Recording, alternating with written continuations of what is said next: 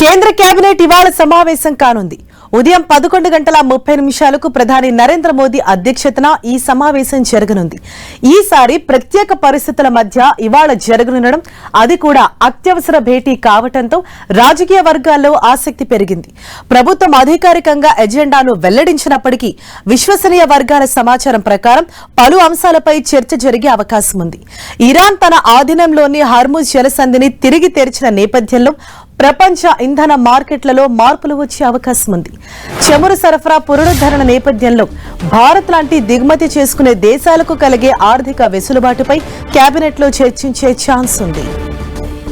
పశ్చిమాసియాలో మారుతున్న భౌగోళిక రాజకీయ పరిస్థితులకు అనుగుణంగా భారత విదేశాంగ వాణిజ్య విధానాలపై నిర్ణయాలు తీసుకునే అవకాశం ఉంది.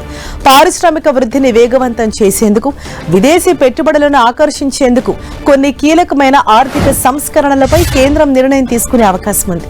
దీనివల్ల స్టాక్ మార్కెట్, పారిశ్రామిక వర్గాలు ఈ భేటీ ఫలితాల కోసం వేచి చూస్తున్నాయి.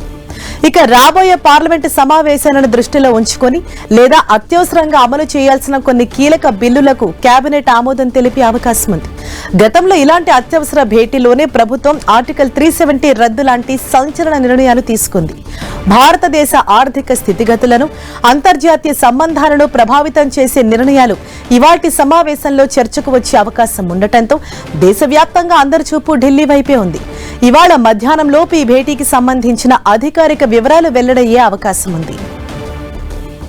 మహిళా రిజర్వేషన్ బిల్లులో ముడిపడిన 3 బిల్లులపై సుదీర్ఘ చర్చ అనంతరం నిన్న సాయంత్రం ఓటింగ్ జరిగింది.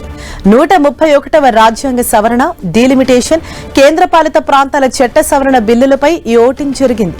ఉత్కంఠభరితంగా జరిగిన ఓటింగ్లో 131వ రాజ్యాంగ సవరణ బిల్లు వీగిపోయింది. అయితే ఇవాళ జరిగే కేబినెట్ సమావేశంలో దీనిపై చర్చించే అవకాశాలున్నాయి.